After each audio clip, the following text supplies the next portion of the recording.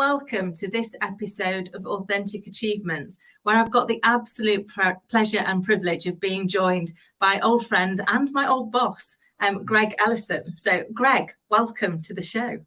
Thank you, Kim. How are you?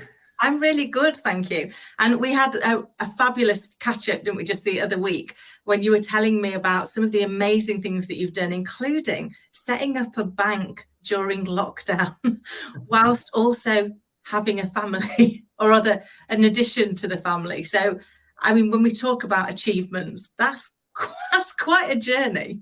Can you tell us a bit more about how you went about it and what some of your learnings were, please?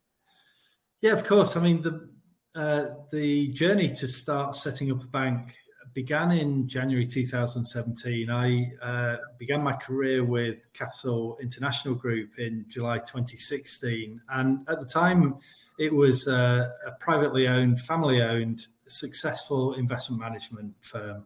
And the chairman brought me in because he wanted to give the management team a new lease of life and some new ideas.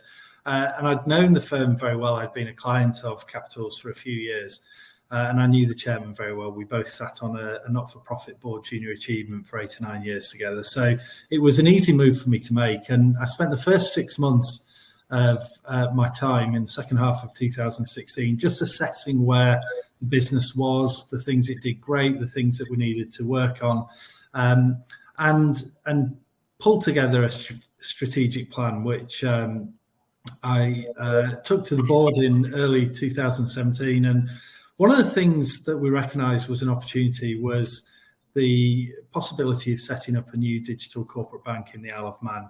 In the 10 years that had gone before, the big banks had largely retreated from providing core operational banking accounts to corporate clients. And I'd been part of that. I was the managing director of Barclays Wealth on the Isle of Man, Jersey and Guernsey. That's where we worked together. You know the story. And it left some great companies unable to access core transactional banking. So we knew it'd be a big undertaking. So I did a lot of research at the start of the journey. I did 65 meetings in 8 different countries with existing clients or target clients, just to test some of my ideas about whether there was really an opportunity. And if so, what would be the things that we'd have to get right to go along that journey.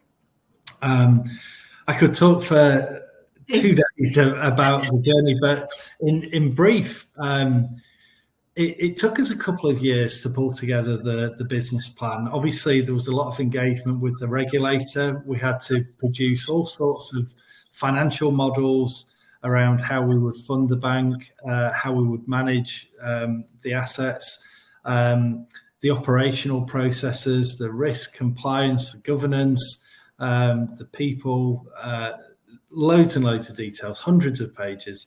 And by August 2019, we achieved our first breakthrough, which was to get a provisional banking license. This meant that the Isle of Man Financial Services Authority had said, yep, that is a business plan, we support it. You can now go ahead and start building the bank. So it was a kind of 2 years to get the provisional license. But at that stage, you've just got a theoretical bank, it's a pen on paper. And then it took us a couple more years to build all the operational infrastructure, huge technology development, hire the people, hire the external independent directors, and make it a reality. Now, that second half of the journey kind of coincided with the start of lockdown and everything that went with it. So it added a few layers of complexity, but I'd assembled a team that were so invested in the journey that we were on. And the ask of them was incredible and unfair at times, but no matter the challenge, and there were hundreds of challenges, some of which seemed at times didn't have an answer, but they always found a way. And on the 27th of May 2021, we got our banking license and opened our doors the next day. So that's the short version of the journey. what an amazing achievement for you and for the team. And what I love about the story when we chatted about it the other week is it really was a joint purpose, wasn't it? Everyone was invested in the vision, in bringing it to life, and therefore when obstacles came up, the belief was greater than the obstacle. So the belief that it could happen, the belief that it could be done, and that, you know, that's the culture that you built with that team, and the vision that you created, the story that you did. How did you go about kind of creating that team, that kind of sense of purpose, that sense of vision? I think the story in itself was so compelling that I didn't have to sell it too hard to them. You know, there was a great deal of authenticity about it. I hired people who were very experienced in themselves, but recognized that this was a career-defining opportunity for them. And there were times that, particularly in tough times, that I'd say to people, just remember, you know, when you hang up your boots in however many years, for some people it might be 5 years, for others it might be 25 years. This is something you'll tell your grandkids about. And you can work in financial services for 40 years and then look back and think, what did I actually do? You know, you came into work, you had lots of meetings, and but this is a landmark achievement and a tangible legacy for your career's work. And the first time I remember thinking I need to do something a lot more meaningful than I had done to date was when I was in Dubai in probably 2013-ish, around then. And I used to travel out there a lot with my former company on business development, and we set up a business there. And I'd done lots of things, setting up businesses and running big businesses like Barclays. And but I was having a beer with one of my school friends who's a structured engineer, and he builds skyscrapers, you know. And that particular day, I'd been in meetings with lawyers and accountants and family officers and private equity people. And we were talking over a beer. It was a Thursday evening, the end of the working week in Dubai, as it was at the time. And that very day, he'd been at the top of the Burj Khalifa doing a risk assessment for Red Bull to do some base diving off the top. And he showed me a selfie with him standing on the top of the spire at the top of the Khalifa. And I realized at that very point that for that moment in time, he was the highest person in the world on a man-made structure. Wow. And he built and contributed to buildings, hotels, skyscrapers in New York, in Dublin, in London, in India, in Dubai. And it just occurred to me, he has so much tangible evidence of his career and the contribution he's made. And I flew home that after that trip, and I thought, what am I actually doing? You know, I need to do something that's going to make a difference. And I guess a few years later, the opportunity came for the bank, and I realized that was my chance. Oh, I love that. And I love that whole, because we are all leaving a legacy, aren't we? So it's about owning that legacy and saying, is it one I'm going to be proud of? Is it going to be something that, you know, when I tell my kids about that, it's going to make them proud as well. They're going to go, oh, that's why you worked as many hours as you worked. But you've always had that kind of like sense of belief, haven't you? And then doing your best and trying. Because I mean, you've had quite a varied career. I mean, you had obviously done banking, which is where we met, but you were also a sportsman, weren't you? Yeah, back in the early days. So I went to school at Bradford Grammar School in the late 80s, early 90s. And at the time, rugby was everything to me. I mean, it was a brilliant school academically, but it was the best school in England at rugby. And we won the Daily Mail Schools Cup in 1990, 92, 93. And I was fortunate to be surrounded by a great group of guys and a brilliant coach. And I got selected for the England under-18s, and we toured New Zealand, and I got a rugby scholarship to Swansea University to study business studies. And as rugby turned professional, I played with Swansea in a couple of teams, and I learned and took so much from my rugby career around goal setting and resilience and getting up when it hurts, and teamwork and communication and all those things. And they have absolutely built the person that I've become. And I'm just very grateful for the opportunities that I took from sport and what it gave me. And actually, I had a tough decision to make when I graduated, because rugby had only just turned professional. It was in its infancy. And so there was a little bit of money flying around, but not enough really for me to consider a professional career. And I was probably a better schoolboy than I was in the adult grade rugby. I was decent, but I don't think I would have been playing international level in the senior game. So I took the decision to go into work, and that became financial advice, financial services, banking. But I always had in the back of my mind that I never wanted to be that guy at 35 propping up a bar somewhere saying I could have done this at rugby. If I was going to go the business route, I had to throw myself in fully fledged. And so I dropped like 6 divisions and played a bit of sociable rugby for Seven Oaks Rugby Club for a few years, which was great fun. But my priority was absolutely my business career, and it's a decision I've never regretted. It was the right call to make, and I'm pleased with how it's turned out. I love that. I love that actually it was a very conscious decision. And it was that piece of saying, no, this is a choice. This is a choice that I'm making, and I'm making it knowing that I'm not going to allow myself to regret it later, because I'm making it consciously, and I'm going to take the best bits into my future career. You know, all the things that we can learn from sports about team spirit, about camaraderie, about communication, about common purpose and common goal. And you've brought those to life so beautifully in doing what you've done with the bank, and showing what it's like. You know, when you're in a team, you are in a team. You're all heading to that goal. You're all going to do whatever you can do to help the team to be successful.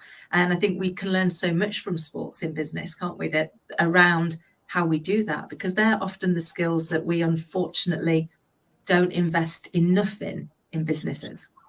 Yeah, it's a really interesting point, Kim, because in the last year or so, we've hired a professional coach here at Capital who's an ex-Royal Marine, and he's been doing resilience and mindset training with our staff. You know, times are tough, whether it was the coronavirus and lockdown and the physical and mental challenges that provided for people, or now, you know, the uncertainty out in the global markets and the war in Ukraine and the impact on rising costs and the cost of living crisis.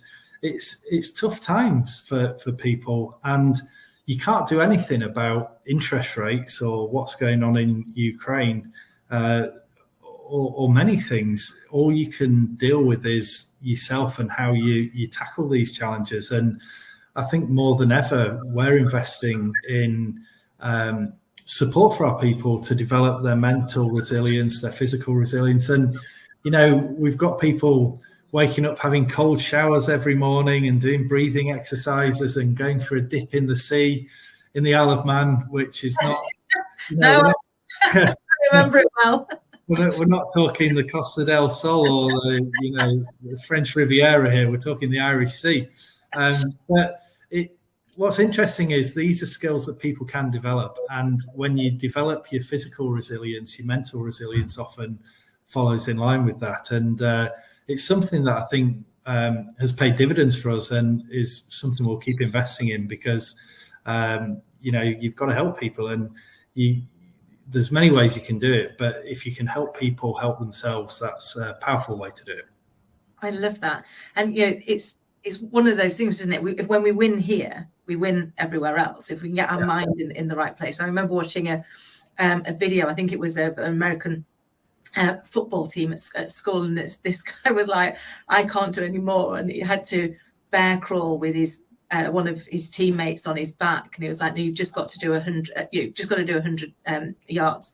And this guy's going, I'm broken, I'm down, I can't do it. And this coach going, you can do it, you can do it, you can get. But he actually does the entire pitch with this guy on his back, because he had got his coach had got him into the mental space of saying he can do it. When he'd got stood up and turned around, they were like, oh my goodness, I can't believe that's how far we've come. And I think you're right, when we can help people to develop that for themselves, to develop that mental resilience and that physical resilience that allows us to deal with the plot twists life throws at us, because it throws so many, and not all of them are ones, to your point, that we can do anything with. There might not be something that we can control, but we can learn to control how we respond and how we react, can't we? One of the things you talked about there, Kim, was belief. And you'll know in the Isle of Man, there's an event every summer called the Parish Walk. It's an 84-mile walk around the circumference of the island, and it's incredibly challenging. And my deputy chief executive, Werner Alberts, really started roping people in to do this event a few years ago. And now, Werner had finished it 6 or 8 times, and now we have about 20 people take part every year, and their goal might be to go to Peel, which is 32 miles, or to finish the whole event, or somewhere in between. But every year now, we're getting half a dozen people that are finishing it. And this year we had, for the second year running, the winner, Paul Atherton, our finance director. Leanne Venables came second in the women's race and about 6th overall. And every year we're getting people finishing it for the first time. And I think that's because they believe they can do it, because they've got that positive example from the likes of Werner and Paul and Leanne. They're going out there and smashing it. And they're seeing that if you do the training and you have the right mindset and you prepare properly, then you can go out and achieve it. And there's so much in there about belief and role models, and eventually you just got to get up and do it. And lots of our folk are. So I think belief is a huge thing. Oh, I love it. And actually, it's one of the things, we were chatting briefly before we came on here, that one of the things I've learned more about leadership since being a mum than I ever learned beforehand. But one of the biggest things I've learned about is belief. If I said to you in the morning, you're going to wake up, you're going to have to learn how to walk or talk or run or jump or skip, you'd be overwhelmed. We'd all be overwhelmed. And yet, at our most vulnerable, we learned to do it. Our kids learned to do it. And I was watching them, and it's like, well, how have they done that? And I think it comes down to 3 things. They want to be like you. You can walk, they want to walk. And they don't know how to say no and really mean it, because even toddler tantrums do run out of steam. But the third, and perhaps the most important, is I've yet to see a child learning to walk that doesn't have at least one adult nearby going, come on, you've got this, you're so close. We quite literally give them our belief. Yeah. And I think about kind of some of the great leaders that I've had the opportunity to work alongside, like yourself. They share that belief. They create that belief. They give the belief to their teams. And so you can borrow it until you find your own. You kind of buy into a bit of theirs.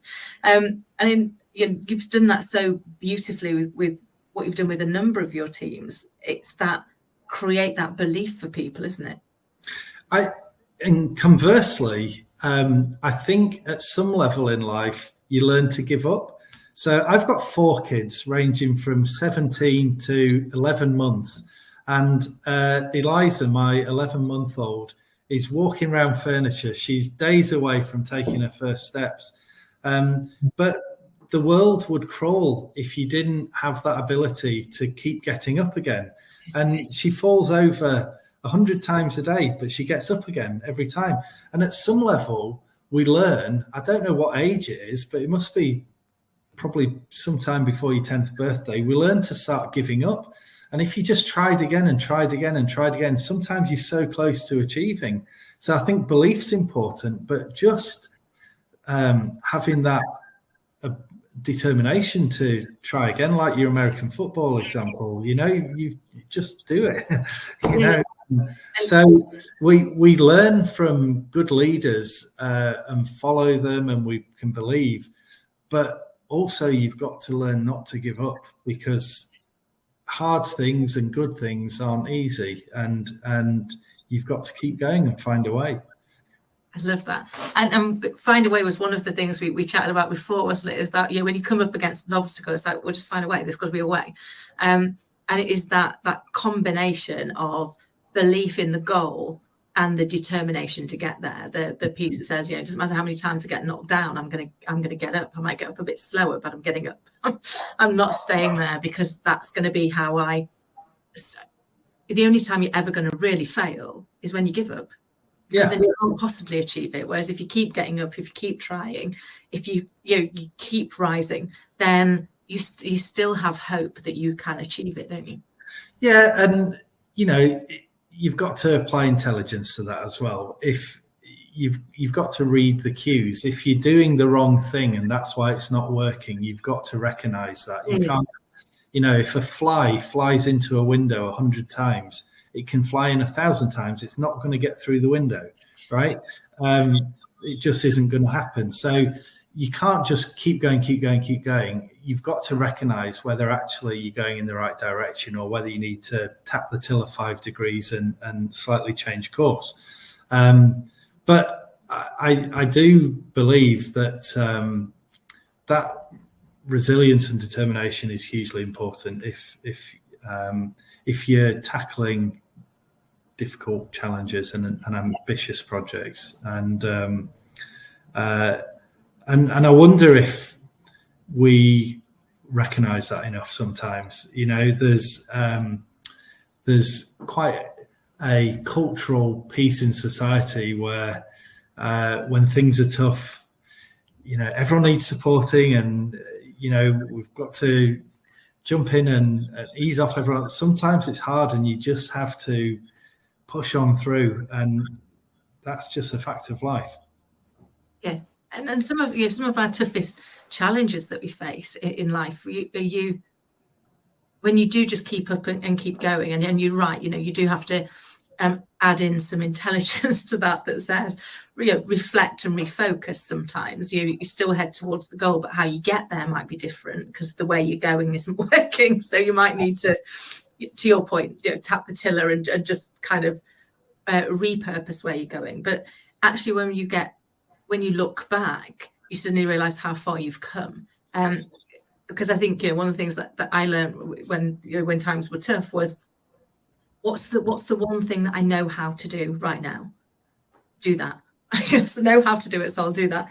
And if I keep just doing the thing I know how to do, or I know I can do, then before you know it, you've got through whatever the obstacle was. Yeah. Maybe not in the way that you thought you were going to get through it, but you've got through it. And then you can look back and see how far you've come. And I think when we allow our teams to do that, when we allow them that opportunity to not fear failure, because I think that's often one of the things that causes people, isn't it, to give up, is we've got such a massive fear of failing. Yeah, where did that come from? I don't know. I was chatting to somebody about this yesterday, and I said it's fascinating that the only thing greater than fear is hope, and yet both of them are imagined. Whatever we hope for is something we imagined, we created it. Whatever we're fearful of is something we imagined, we created it. Neither one's happened yet. So why do we choose to put our focus on the thing we don't like?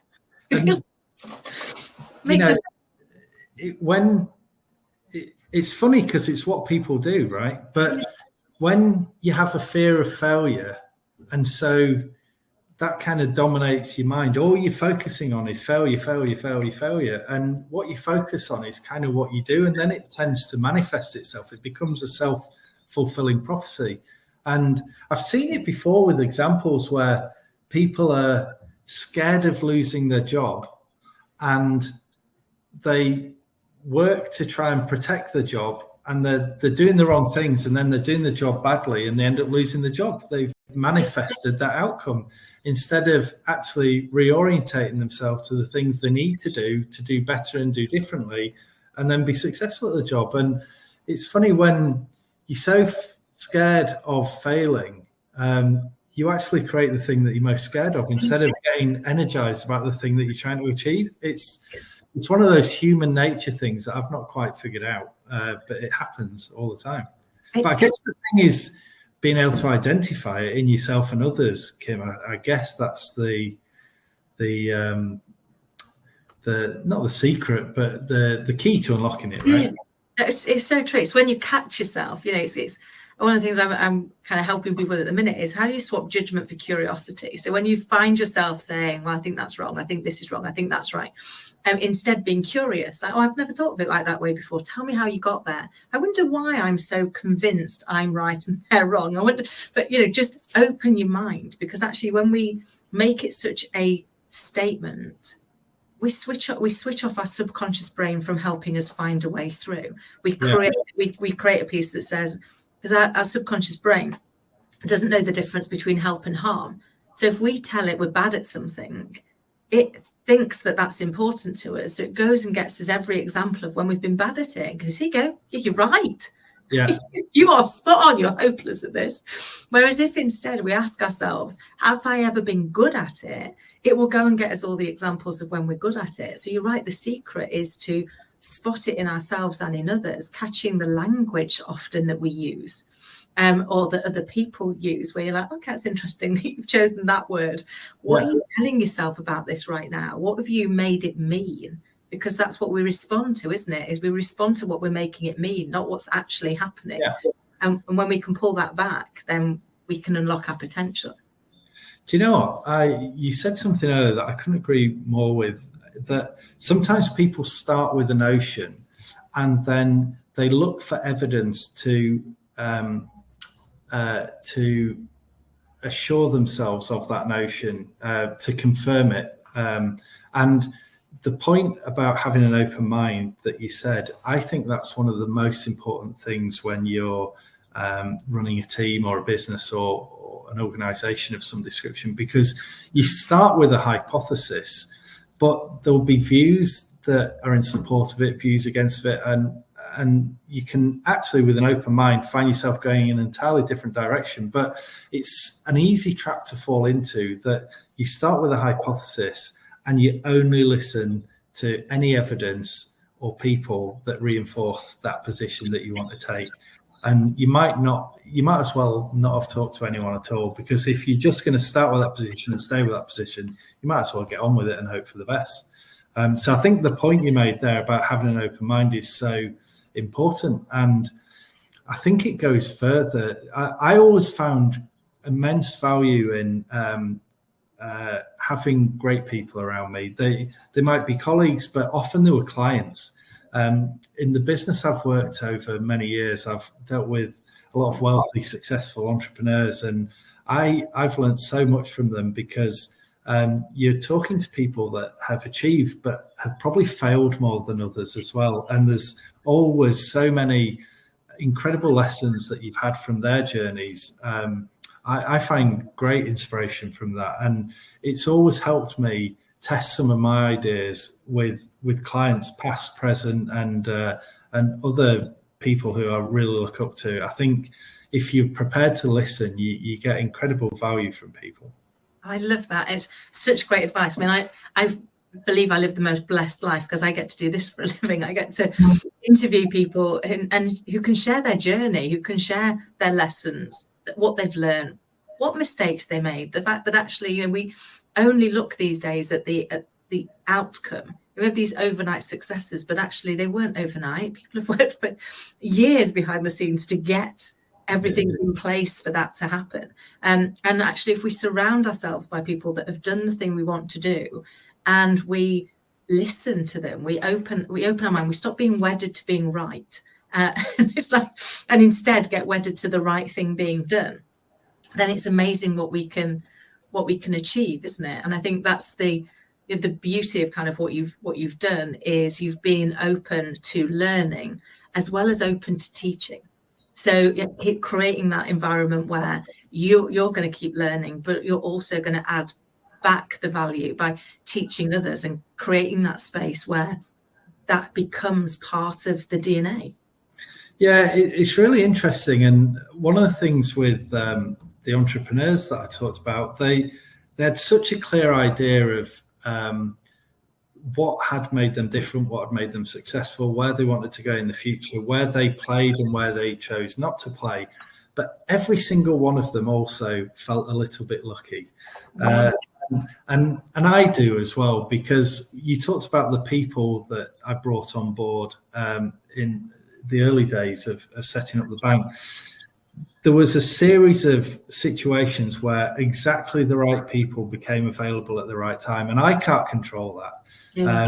From Werner, my chief operating officer, to the finance director, to the ops director, to the chief technology officer, to the risk and compliance director, all of them were dream hires, and all of them just happened to come available at the time. And back in my 20s, late 20s, I was really into Tony Robbins and neurolinguistic programming. And I had this mindset of, you set a goal, you break it down into chunks, you clarify the actions that you want to take, and you get on and do it, and you'll achieve your goal. And I still think there's a lot of merit in that. But I guess I was going to say a fair bit older now, and hopefully a little bit wiser. I'm kind of 75% there now. I think, yeah, you can do that, and that will get you 75% of the way. But sometimes you just need the world to work in your favor for the other 25%. And sometimes it works for you, and sometimes it works against you. But there's that was my luck in this bit. The planning and the detail and all that was done. But the luck was the people turning up at the time they did and being absolutely right and available to get on board. That was my luck in the journey. I love that. And I think you're right. We all have an element of needing the universe to work with us. But I think if we've got the goal, if we've got the direction, if we know where we're going, it's much easier for it to know what's needed. And therefore, we're ready should that luck come along to actually take advantage of it, aren't we? To grab hold of that luck and go, that's exactly what I needed. I'm not a big believer in the law of attraction. I think people are making a lot of money out of selling this stuff. But having said that, it kind of worked for me in that instance. I did my stuff and then these guys just popped up. So I don't know, maybe there is something. I think there is a part of from a neuroscientific point of view where our subconscious brain filters out loads of things. It filters out things that it thinks aren't interesting to us. So you may have, if you go and buy a new car and you know which car you're going to buy, and all of a sudden the only thing you see on the roads is the car you want. And it's not because all of a sudden there's loads more of those cars. It's because your subconscious brain now knows it's important to you, so it's looking for them. Yeah. So it goes, oh look, here's one. Yeah. I guess the same is true when we've got a goal and we know what it is. Our subconscious brain is open to be looking for the chance that the right thing might be in your grasp that can go, oh, talk to this person, go there. And that's when you end up almost with that kind of luck piece. It's just because you're no longer filtering it out, as opposed to necessarily you're attracting something in. I think it's hard, isn't it? Because we see we see luck as something that's unobtainable. But I think often the difference between people that are being really successful and the ones that aren't is some people wait for the luck first and then do the planning. Whereas for the people that are really successful, they do the planning first and are grateful when the luck comes along to help them do that extra bit. Would that be a fair reflection? I think it's a good perception on it. And I think you've articulated it a lot better than I did. So every day's a school day. I love that. My nan used to say that every day is a school day, and my granddad used to say, live each day as if it's your last and one day you'll be right. And I think somewhere between that, there's a great way of living your life, isn't there? Exactly.